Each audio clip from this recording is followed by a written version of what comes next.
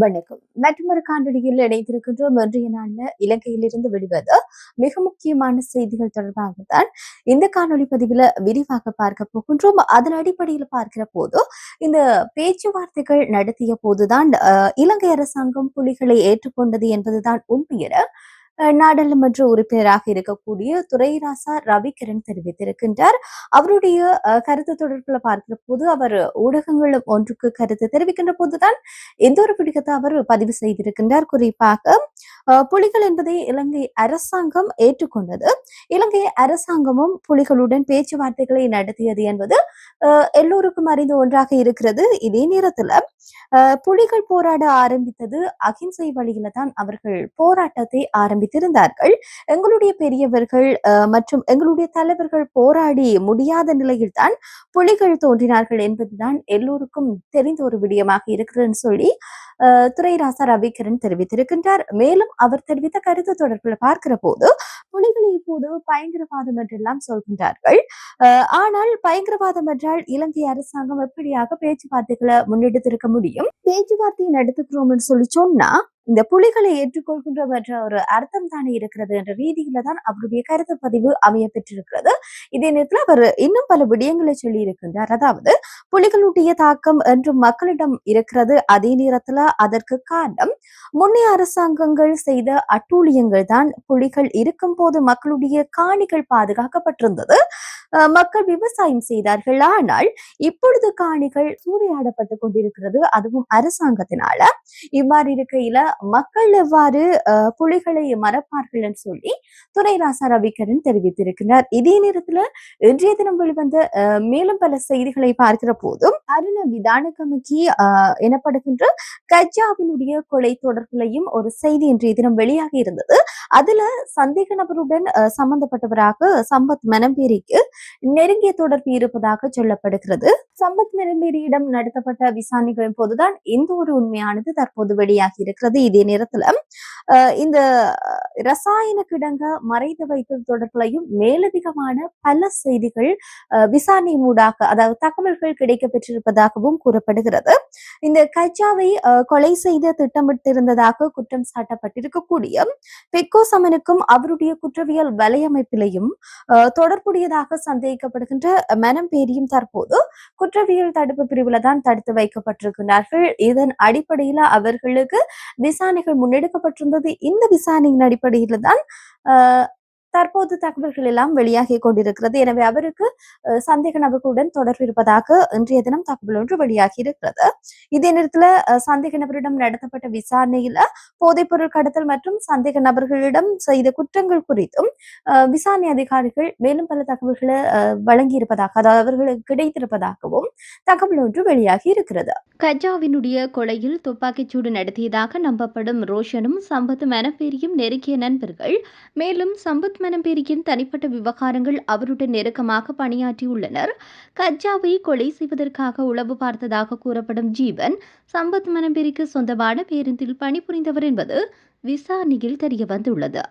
இதே நேரத்தில் கஜாவை கொலை செய்ய பயன்படுத்தப்பட்டதாக கூறப்படுகின்ற பெக்கோ சமனுக்கு சொந்தமான துப்பாக்கியை கொலைக்கு சில நாட்களுக்கு முன்பு சம்பத் மனம்பேரி ஒருவருக்கு கொடுத்தது தெரிய வந்திருக்கிறது. இதற்கிடையில் மித்தினியாவில் பாதுகாப்பு படையினரால் கண்டுபிடிக்கப்பட்டுள்ள ரசாயன பொருட்கள் சம்பத் மனம்பேரியின் சகோதரியின் வீட்டில் வேண்டுமென்றே மறைத்து வைக்கப்பட்டதும் தெரிய வந்துள்ளது. ரசாயன பொருட்களை ஏற்றி சென்று கொள்கலன் லோரிகள் மித்தினிய பகுதிக்கு கொண்டுவரப்பட்ட சுமார் 2 மாதங்களுக்குள் சம்பத் மனம்பேரியின் சகோதரியின் நிலத்தை சுற்றி உயரமான சுவர் கட்டப்பட்டிருப்பதும் தெரிய வந்துள்ளது. இந்த கொள்கலன் மூலம் கொண்டுவரப்பட்ட ரசாயன பொருட்கள் மறைக்க இந்த சுவர் வேண்டுமென்றே கட்டப்பட்டதாக கூறப்படுகின்றது.